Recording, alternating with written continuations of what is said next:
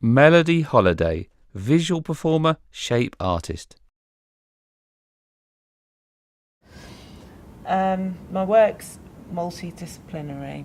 I make appliques, which are sewn and they're quite large scale. I make sound art pieces. I've made one about dyslexia. I also have made a print to accompany that piece. I also make music which is largely post-punk, and I'm in a band called Art Trip and Static Sounds. Melodie has dyslexia and faced barriers at school. And I've always loved music, and so that was a thing to me at school. When you get notation, I just used to think, oh my God, I'm never going to get this. So I love things to a certain point, and then you just think, I can't do it. I just found it quite difficult, really. I found it quite difficult to keep up. I found that things were taught in lists and quite quickly. So a lot of the teachers would talk quite quickly and they'd move through work, and you'd have to kind of record pages and things like that, and it just felt like a lot of my struggles were about keeping lists and memory-based things. So people would move on, and even though sometimes they'd say, just let me know if you need me to repeat myself, it's quite difficult when you're young too, because I'm quite shy as well and didn't really want to admit that, I didn't know what was going on, to be quite honest, so it was quite difficult.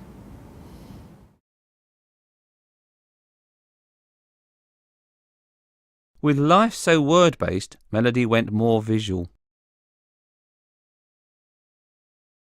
So I can see now, being older, that I needed to see things visually, that I wasn't thick or stupid. I just needed to have a kind of visual thing when someone was talking. So over the years, I became accustomed to supplying those visual images that I needed. Getting around barriers got her into the arts.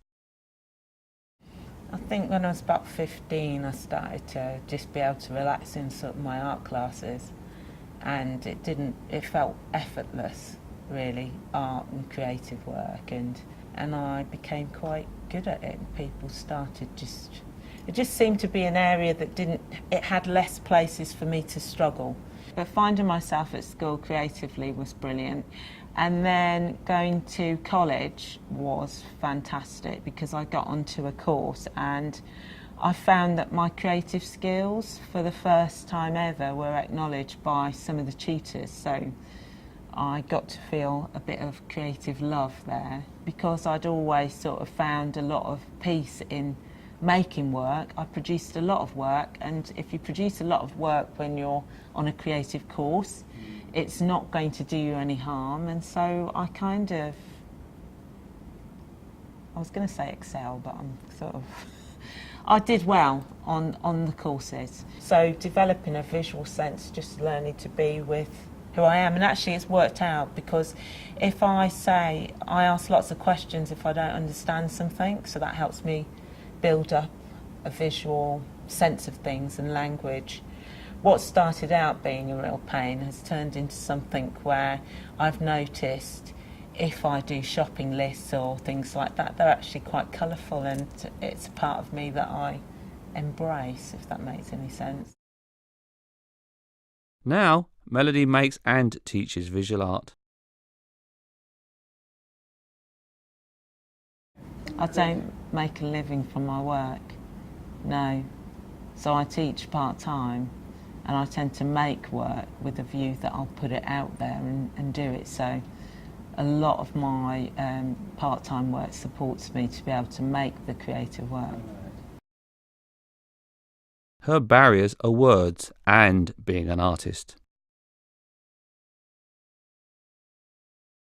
I think there are a fair few barriers, throughout my sort of creative existence. It's almost been sort of, why don't you go and get yourself a proper job? That's the sort of prevailing attitude that underlines things. It's sort of like, okay, so you're an artist, when are you going to do something sensible, when are you going to grow up, that sort of thing, which I'm not willing to give in. I think now politically also there's a great strain on creative practice. The arts, education puts a lot of financial strain on people to do it. And even now I hear some of my colleagues advise young people, you know, just be really careful, you probably will end up teaching or you won't be able to do very much with your creative practice. But I still like to hold out hope and encourage people to have a go. And, you know, it's a political act, isn't it, to do what you want to do creatively, I think. It's something I'm passionate about. I can't give it up. I'd get depressed and I'd get ill. Melodie uses Shape's services. I think I came to Shape because I was aware that that support that I talked about in education, you kind of need that. Everybody needs a bit of support, particularly when you work by yourself. And I came there for the mentoring, just to sound things out with people, so I had a bit more structure.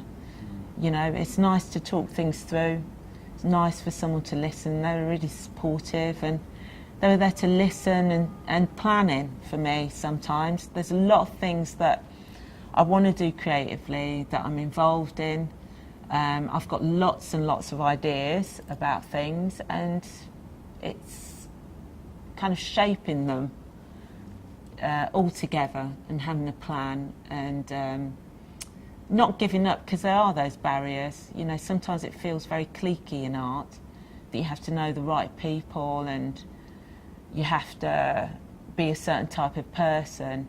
So the support from Shape is kind of,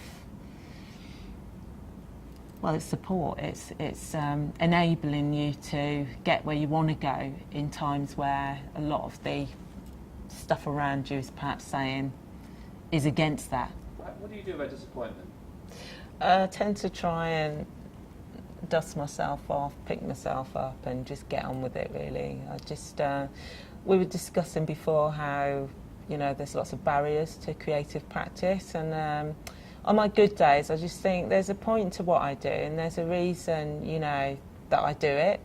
I want to be a fully rounded human being, and if I don't do what I want, I'm not going to be very happy and I'm not going to be a productive member of society.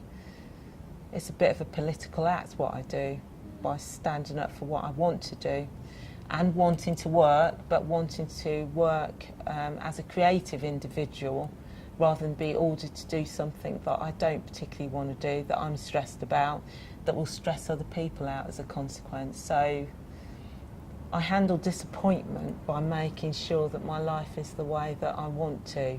I have kids as well, so sticking to my guns and making sacrifices for my creative beliefs is a bit, you know, it is, I like to think of it as a bit of a kind of warrior instinct.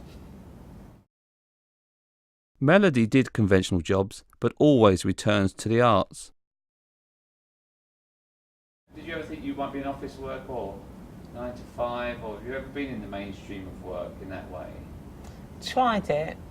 So I was in a job, 9 to 5, didn't really find it very rewarding, but did it for the money and did it because I felt I was supposed to have a sensible career or job, and I guess I muddled on with it, and I've been made redundant in various jobs like that, and I suppose in times of stress I've always come back to my creative practice. It's always been there for me. So, you know, you were asking how I deal with disappointment. I've probably had disappointment working 9 to 5, more in that sense, more stresses and strains than I have being a creative practitioner, because you go on working and then the company folds or what have you. You've got to pick yourself up. So I learnt pretty quickly that it's what makes you happy and what's there long term, you know, and trying to make that work has been less stressful actually than some of my 9 to 5 ventures, and more consistent, because if you love something you'll try and make it work. The more disappointments you have in this so-called arena of being sensible 9 to 5 careers, the more you just think, right, you know, make this work because I enjoy it and because, you know, I could see myself doing it for much longer. being my own boss, having my own freedom, being nice to people, helping people, having a message. There's a lot more pros than there are cons.